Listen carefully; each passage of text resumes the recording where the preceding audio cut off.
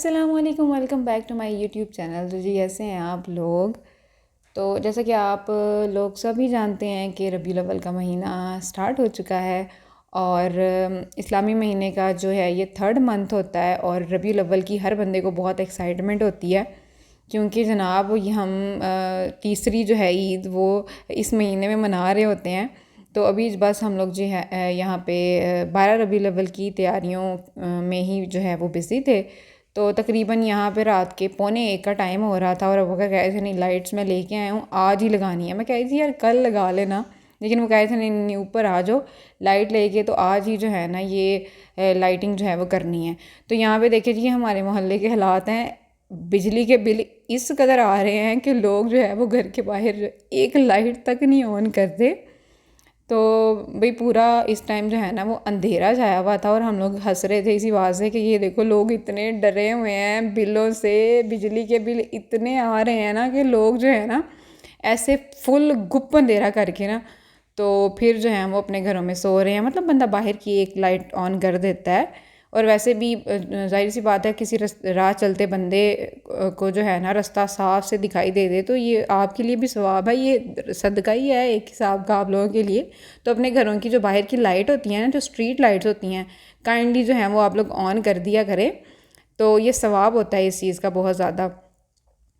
और यहाँ पे जनाब लाइटें लग चुकी हुई थी और मैं यहाँ पे कह रही थी यार एक कलर की लाइट्स लानी थी आपने, वो ज़्यादा अच्छी लगनी थी। तो वगैरह कह रहे थे नहीं नहीं मुझे ना मल्टी में पसंद आ रही थी तो मैं मल्टी में लेके आया था। तो यहाँ देखें जी माशाल्लाह से हमारा घर कितना प्यारा लग रहा है। तो आधी रात को जो है इस टाइम हमें सिर्फ कुत्तों के भौंकने की आवाज़ आ रही थी, तो हम लोग जो है ना वो थोड़ा थोड़ा डर भी रहे थे।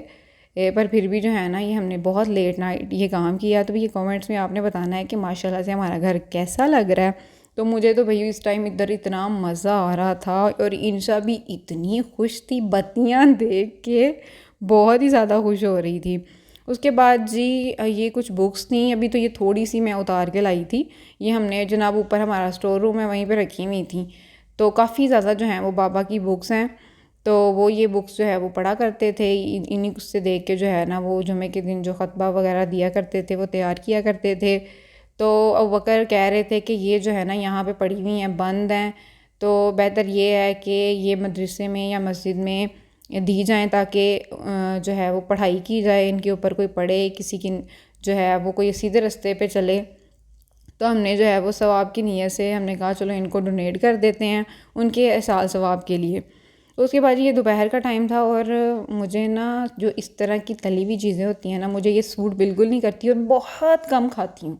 और जब कभी मैं खाती हूँ ना मैं फुल्ली इंजॉय करके खाती हूँ। मतलब मेरे लिए तो समोसे हो गए, पकोड़े हो गए, तले हुए नान हो गए, ये मेरे लिए बहुत बड़ी क्रेविंग है क्योंकि मुझे सूट नहीं करते। फ़ौरन जो है मेरी स्किन के ऊपर इसका रिएक्शन निकल आता है। तो फिर जब कभी बहुत ज़्यादा तरले मिन्नतें करने के बाद जो है ना वो होकर मुझे फिर ला देते हैं, वो कहते हैं चलो फिर खा लो। तो साथ में वो इसके मुझे ये भी बता रहे होते हैं कि इस तरह से वो बनाया हुआ था, इतने गंदे हाथ थे, इतना गंदा ऑयल था। तो फिर मैंने कहा नहीं जो चीज़ जितनी ऐसी मतलब स्ट्रीट फूड हो ना, जितना गंदा हो ना उतना ही खाने का मज़ा आता है, उतनी उसमें लज्जत आ जाती है। तो ये फिर यहाँ पे जनाब ये पता नहीं कौन से अंगूर थे, अबू बकर इनका कोई ख़ास नाम बता रहे थे, कह रहे थे ये मैं अपनी बेटी के लिए लेके आया हूँ। तो क्योंकि माशाल्लाह से उसने ना अंगूर खाने शुरू किए हैं तो अबू बकर कहते हैं चलो जी कुछ खाए सही।